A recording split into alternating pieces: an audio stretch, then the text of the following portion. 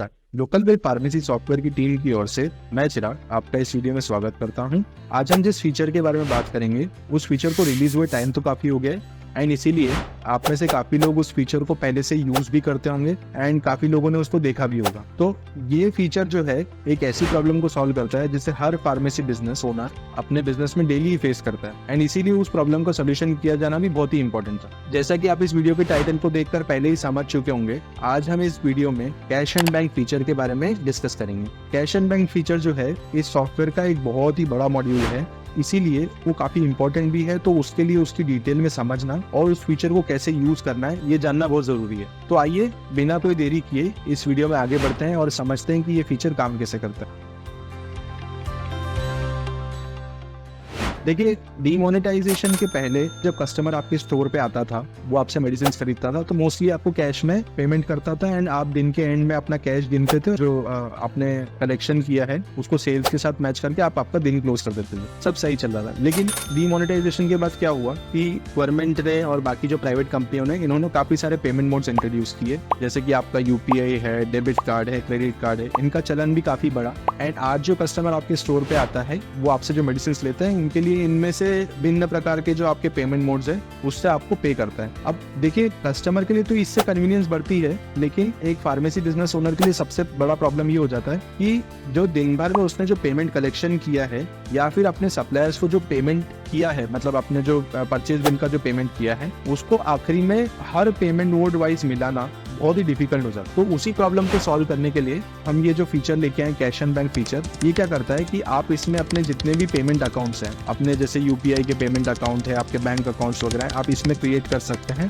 और जितने भी बिजनेस के स्टेटमेंट्स हैं या फिर आपकी जो जनरल एंट्रीज है आप उसका रिकॉर्ड करके अपना स्टेटमेंट यहाँ पे मैच कर सकते हैं। तो देखिए, पूरे बिजनेस में जो भी एंट्रीज होती है उसको हम दो प्रकार से यहाँ पे डिवाइड कर रहे हैं। पहली तो वो एंट्रीज है जो आपकी बिजनेस लेवल की एंट्रीज है, जहाँ पे भी आप कस्टमर से डील कर रहे हैं या फिर आप अपने सप्लायर से डील कर रहे हैं, वो सारे जो पेमेंट्स होते हैं वो एक तरफ है। और दूसरी तरफ हमारी जनरल एंट्रीज है। जनरल एंट्री किस तरीके से अपन समझ सकते हैं कि आपने जो आपका कैश कलेक्शन है वो आपने जो बैंक में डिपॉजिट किया, एक बैंक से दूसरे बैंक में अपना अकाउंट में पैसा ट्रांसफर किया, या फिर आपका जो यूपीआई का वॉलेट है उससे जो आपका बैंक अकाउंट में पेमेंट सेटलमेंट हुआ है, उस तरीके की जो एंट्रीज है, आपने चेक डिपॉजिट किया है बैंक में या फिर आपने किसी को चेक दिया है और उस चेक का विड्रॉल हुआ है, तो उस तरीके की जो एंट्रीज है वो जनरल एंट्रीज है। और ट्रांजैक्शन एंट्रीज में वो एंट्रीज आगे जैसे आपकी सेल्स है, आपने किसी सेल्स रिटर्न किया है, परचेज रिटर्न है, या फिर आपके जो बिजनेस एक्सपेंसेस है, इन सबके जो अपने ट्रांजैक्शन है वो आपके ट्रांजैक्शन या फिर जो बिजनेस एंट्रीज है उसके अंदर में आता है। तो अभी हम देखते हैं कि ये दोनों ही तरीके की एंट्रीज का इसमें कैश एंड बैंक फीचर में आप किस तरीके से रिकॉर्ड रख सकते हैं और अपने पेमेंट्स को मैनेज कर सकते हैं। तो देखिए, लेफ्ट साइड ग्रे मेन्यू में अगर आप देखेंगे तो यहाँ पे हमने कैश एंड बैंक फीचर दिया है। इसमें आपको दो ऑप्शन दिखते हैं, payment account and manage cheques. तो पेमेंट अकाउंट्स में अगर आप आते हैं तो सबसे पहले तो यहाँ पे आपको क्या करना है कि आपको अपना बैंक अकाउंट यहाँ पे क्रिएट करना है। बैंक अकाउंट या फिर पेमेंट अकाउंट्स क्रिएट करने के लिए सबसे पहले आपको यहाँ पे ऑप्शन दिया है ऐड न्यू अकाउंट का। आप इसको क्लिक करेंगे या फिर अपने कीबोर्ड पे F4 प्रेस करेंगे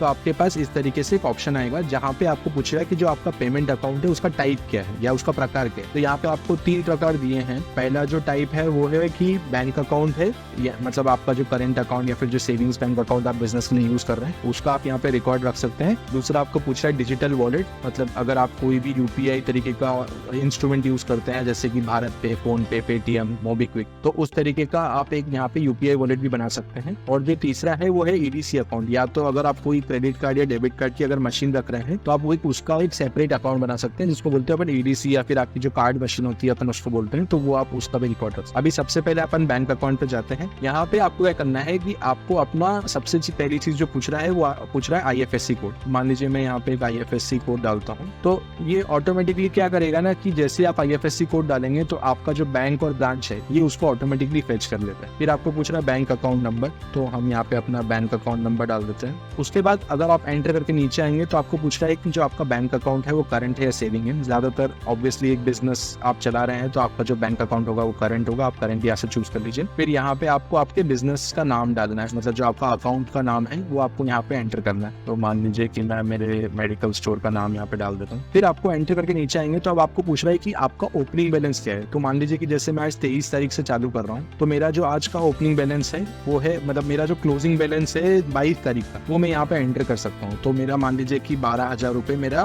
ओपनिंग बैलेंस था, तो वो मैंने यहाँ पे एंटर कर दिया। और अभी जैसे ही एंटर किया तो आप देखेंगे कि अकाउंट यहाँ पे क्रिएट हो चुका है। अभी उसी तरीके से मैं एक और अपना जो यूपीआई का अकाउंट है उसको भी क्रिएट करने की कोशिश करता हूँ। मैंने F4 किया, मैं डिजिटल वॉलेट पे आ गया, यहाँ पे एंटर दबाया। अब यहाँ पे मुझे पूछ रहा है अपने अकाउंट का यूपीआई एड्रेस। तो मान लीजिए कि मैं यहाँ पे अपने यूपीआई एड्रेस यहाँ पे एंटर करता हूँ। देखिए आपका ये इस तरीके से यूपीआई एड्रेस यहाँ पे आ गया है। मान लीजिए मैंने ये सिलेक्ट कर लिया है। आप चाहें तो इसका यहाँ पे डिस्प्ले नेम भी चेंज कर सकते हैं। जैसे मान लीजिए मैं इसका नाम रखना चाहता हूँ फोन पे यूपीआई वॉलेट, तो इसको मैंने यहाँ पे ये एंटर कर दिया। और नीचे में ओपनिंग बैलेंस जैसा वहाँ पे बैंक अकाउंट में पूछा था उसी तरीके से ओपनिंग बैलेंस है कि यहाँ पे भी एंटर किया जा सकता है। मान लीजिए कि मेरा यहाँ पे 2500 रुपये 22 तारीख का जो क्लोजिंग बैलेंस था वो 2500 रुपये था, तो मैं उसको 23 तारीख की ओपनिंग बैलेंस की तरह यहाँ पे एंटर कर दूंगा। एंटर करने के बाद यहाँ पे क्रिएट करेंगे तो आप देखेंगे कि यहाँ पे आपका जो यूपीआई का वॉलेट था वो यूपीआई वॉलेट भी क्रिएट हो चुका है। अभी ये आपके पेमेंट अकाउंट्स होने के बाद अब आप पूछेंगे कि इन पेमेंट अकाउंट्स में मेरी पेमेंट एंट्रीज में करूँ कैसे। तो सबसे पहले हम जो हमारे बिजनेस एंट्रीज है, मतलब जैसे सेल रिटर्न, परचेज रिटर्न, पहले हम वो देखते हैं। तो उसके लिए क्या करते हैं, मैं एक अपने सेल्स मॉड्यूल पे आता हूँ।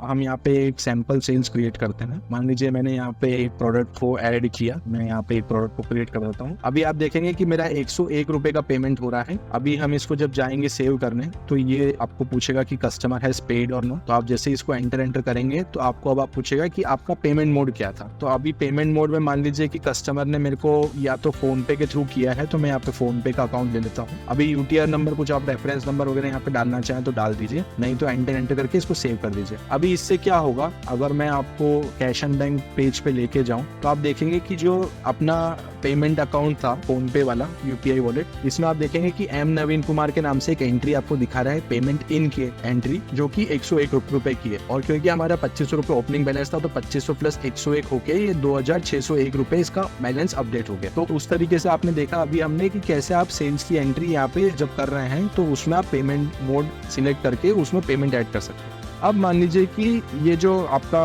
अकाउंट है इसमें मान लीजिए जो आपका फोन पे का अकाउंट था इसमें 2601 रुपए थे, आपको इसको ट्रांसफर करना है एसबीआई में। आपके जो ये अमाउंट है ये सेटल हो गया आपके एसबीआई अकाउंट में, तो उसका ट्रांजेक्शन आप कैसे ऐड करेंगे। तो यहाँ पे हमने एक ऑप्शन दिया ऐड न्यू ट्रांजेक्शन का। अगर मैं यहाँ पे F2 करूँ तो आप यहाँ पे 3 तरीके के ट्रांजेक्शन ऐड कर सकते हैं। सबसे पहला ट्रांजेक्शन तो आप ऐड कर सकते हैं कैश डिपॉजिटेड का, कि मतलब मैंने जो अपना कैश है वो एक बैंक में डिपॉजिट किया है तो उसकी आप एंट्री कर सकते हैं। दूसरा है कि मैंने बैंक से कुछ कैश निकाला है ऑपरेटिंग कैश, तो मैं उसकी एंट्री कर सकता हूँ। और तीसरा अपने ऑप्शन दिया है कि कोई अकाउंट में से अकाउंट में ट्रांसफर करना चाहते हैं तो अपन उसका रिकॉर्ड यहाँ पे रख सकते हैं। सबसे पहले तो अभी अपन बात करते हैं बैंक से कैश विड्रॉ करने की। तो जैसे मैंने उसको एंटर किया तो आपके सामने विंडो ओपन होगा। अब सबसे पहले आपको पूछ रहा है कि विड्रॉन फ्रॉम दिस अकाउंट, तो सबसे पहले कौन से अकाउंट से विड्रॉ हुआ है उस अकाउंट को हमको यहाँ से चूज करना है। तो मान लीजिए मैंने state bank of account he choose किया। आपको पूछ रहा है कि ये किस टाइम पे आपने इसको अकाउंट को विड्रॉ किया। तो आप चाहें तो वो जो डेट और जो स्पेसिफिक टाइम है वो यहाँ पे आप डाल दें और उसके बाद आप विड्रॉल अमाउंट यहाँ पे डाल सकते हैं। तो मान लीजिए कि मैंने कुल मिला के 1250 रुपए यहाँ से विड्रॉ किए। फिर मैं चाहूँ तो यहाँ पे यूटीआर नंबर डाल सकता हूँ, रिमार्क डाल सकता हूँ कि मान लीजिए ऑपरेटिंग कैश मैंने यहाँ से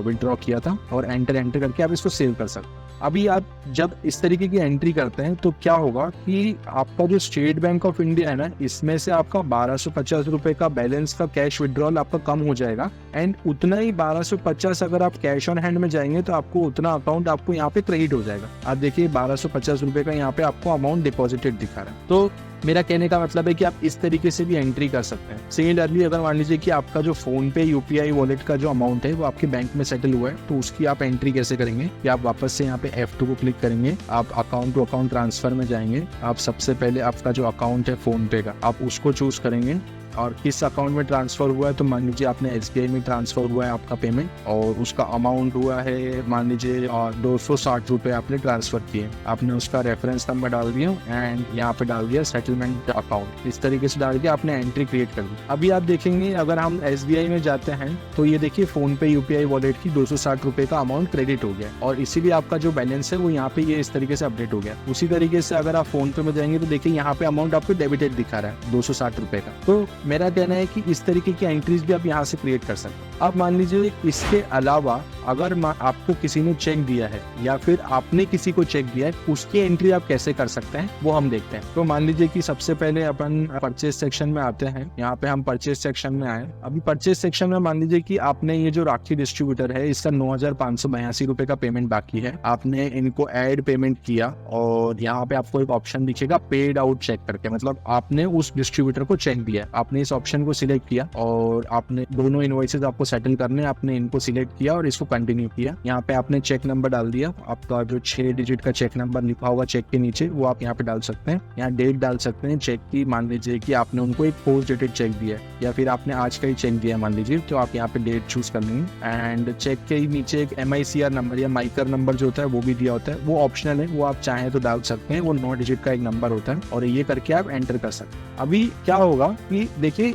जब आप चेक के थ्रू पेमेंट कर रहे हैं तो चेक में क्या होता है एक नुआंस की चेक जब भी आप किसी को दे रहे हैं तो वो ऑटोमेटिकली आपके अकाउंट से तुरंत सेटल नहीं होता है जब तक कि वो पार्टी उस चेक को डिपॉजिट नहीं करती या फिर आपको जो चेक मिला है आप उसको बैंक में डिपॉजिट नहीं करते हैं, तब तक वो चेक का कोई सेटलमेंट नहीं होता है। तो इसी वजह से यहाँ पे हमने एक सेपरेट सेक्शन दिया है मैनेज चेक्स करके। अगर मैं मैनेज चेक्स में देखूंगा तो आपको देखिए यहाँ पे एक एंट्री दिखा रहा है पेड आउट चेक की। देखिए यहाँ 2 सेक्शन है, open cheque and clear cheque. Open cheque का मतलब है कि ये चेक आपने दे तो दिया है, वो आपका पेमेंट तो सेटल हो जाएगा, लेकिन क्या है ना कि ये जो अमाउंट है ये आपके ना तो बैंक अकाउंट में जाएगा, ये आपका एक पेंडिंग स्टेट की तरह यहाँ पे आपको एक अमाउंट दिखाता रहेगा। जैसे राखी डिस्ट्रीब्यूटर का चेक नंबर आपका जो है और इनवॉइस नंबर आपको दिखा रहा है और ये आपका 6,603 रुपीज का चेक है। अभी अगर मान लीजिए मैं इस पे एंटर करता हूँ तो मेरे को यहाँ पे 3 ऑप्शन देता है। पहला ऑप्शन तो दे रहा है कि विड्रॉ अकाउंट पे ही चेक फ्रॉम बैंक। इसका मतलब है कि वो जब पार्टी इसको बैंक में डाल दिया और अगर उसका बैंक ने सेटलमेंट कर दिया है आपके बैंक अकाउंट से तो आप उसकी एंट्री भी यहाँ पे रिकॉर्ड कर सकते हैं। उस केस में मैं यहाँ पे विड्रॉ पे एंटर करूंगा तो यहाँ पे आपको ऑप्शन पूछ रहा है कि ये जो आपका चेक है 6,603 रुपए का, ये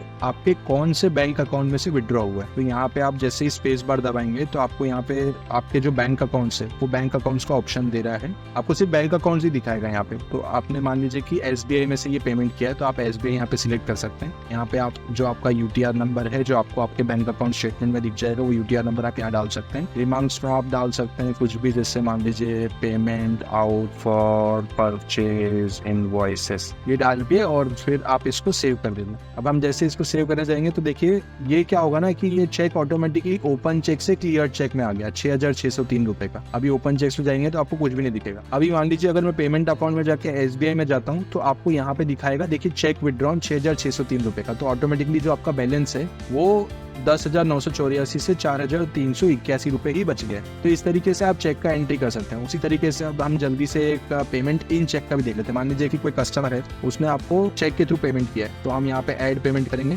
वहाँ पे परचेज में आपने देखा था कि पेड आउट चेक था, यहाँ पे आपका पेड इन चेक है। आप सिमिलरली यहाँ पे ऑप्शन सिलेक्ट करेंगे, आप आपके इनवॉइसेस सेटल कर लेंगे जो आप पे करना चाहते हैं, कंटिन्यू करेंगे एंड चेक नंबर यहाँ पे भी हम डाल देंगे। चेक डेट अपना जो है मान लीजिए आपने 21 तारीख को चेक दिया था, चेक का माइकर नंबर डाल देंगे एंड इसको आप सेव कर देंगे। अब आप देखिए जैसे ही आपने इसका पेमेंट किया ना तो उसके करस्पॉन्डिंग जितने भी इनवॉइसेस थे वो ऑटोमेटिकली पेड मार्क हो गए। मतलब आप इसका अमाउंट भी देखिए 1,045 हो गया, पहले ये 3,247 था, अभी 1,045 हो गया। मतलब आपका पेमेंट तो मार्क हो जाता है जब आप चेक क्रिएट कर रहे हैं, लेकिन आपका जो वो चेक का पेमेंट है वो आपके बैंक अकाउंट में रिफ्लेक्ट नहीं करेगा जब तक आप उसका क्लियर ही ट्रांजेक्शन नहीं डालते। अभी देखिए वापस हम चेक सेक्शन में है तो यहाँ पे ओपन चेक्स में आपको एक पेड इन चेक दिखा रहा है कविता भारत नागर का 2,222 रुपए का। अब अगर मैं इसको क्लिक करता हूँ तो परचेज के टाइम पे ये विड्रॉ आया था, अभी ये सेल्स के टाइम पे आपको आ रहा है डिपॉजिट अकाउंट पे चेक टू बैंक। हम यहाँ पे ये चूज करेंगे और यहाँ पे नीचे आएंगे, आपका यहाँ पे पूछ रहा है कि कौन से बैंक अकाउंट में इसको ऐड करना है। तो मान लीजिए मैंने यहाँ पे भी SBI चूज किया, UTR नंबर यहाँ पे डाल दिया एंड पेमेंट इन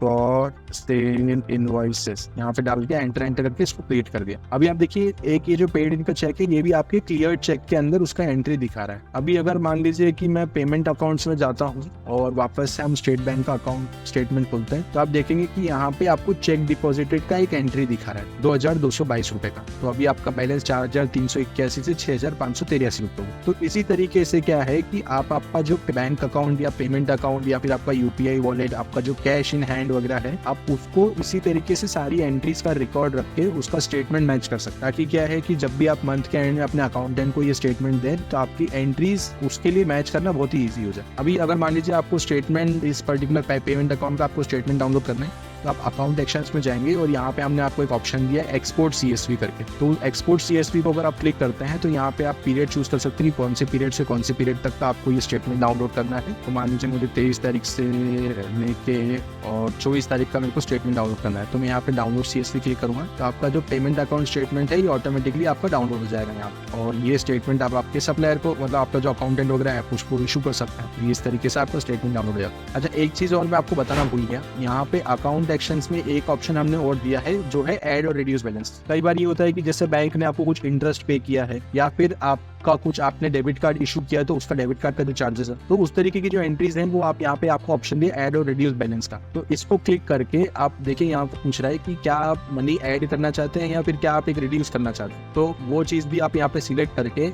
यहाँ पे अपना डेट चूज करके, मान लीजिए कि 22 तारीख को 16:30 पे मैंने कोई एक ट्रांजेक्शन डाला है, 30 मिनट पे मैंने एक ट्रांजेक्शन डाला है और उसका अमाउंट है 1100 और इसका एडजस्टमेंट ये है मेरा इंटरेस्ट क्रेडिटेड। तो ये मैं यहाँ पे डाल सकता हूँ, UTR नंबर डाल सकता हूँ और इसको मैं सेव कर सकता हूँ। अभी आप देखिए ये करने के बाद क्या होगा ना कि ऑटोमेटिकली आपका जो है ना इंटरेस्ट क्रेडिटेड का यहाँ पे बैलेंस आपको दिखाएगा। इस तरीके से देखिए 1100 रुपये आपके यहाँ पे ऐड हो गए। तो कोई भी जो आपका ट्रांजेक्शन वगैरह है आप इस तरीके से, अगर मान लीजिए कि जो हमने पहले डिस्कस किया उन ट्रांजेक्शन में नहीं आता है, तो आप इस तरीके से भी ऐड और रिड्यूस बैलेंस करके आपका जो पैसा ऐड हुआ है या फिर आपका पैसा डिडक्ट हुआ है उसकी एंट्री भी आप यहाँ पे बैंक स्टेटमेंट में कर सकते हो। तो ये था आपका पूरा कैश एंड बैंक फीचर। एक छोटी सी हमारी कोशिश थी आपको सारी डिटेल उसके बारे में बताने की और किस तरीके से फीचर को यूज करना है। इसके अलावा भी अगर आपका कोई भी क्वेश्चन है तो आप इंश्योर कर सकते हैं कि हमारा जो सपोर्ट नंबर है आप उस पर व्हाट्सएप कर सकते हैं, कॉल कर सकते हैं, हमें रीच आउट कर सकते हैं। हमारी टीम बहुत ही खुश होगी आपके सारे क्वेश्चंस का जवाब देते हुए। एंड आप इस वीडियो को भी लाइक कर सकते हैं, सब्सक्राइब कर सकते हैं इस चैनल को, ताकि हम फार्मेसी से जुड़े और भी कुछ वीडियोस आप तक ला सकें। एंड आप इसके जो कमेंट सेक्शन है इसमें भी अपने क्वेश्चंस और अपना एप्रिसिएशन हमारे लिए दिखा सकते हैं। तो आज के लिए इतना ही, मैं आपसे अलविदा लेता हूँ और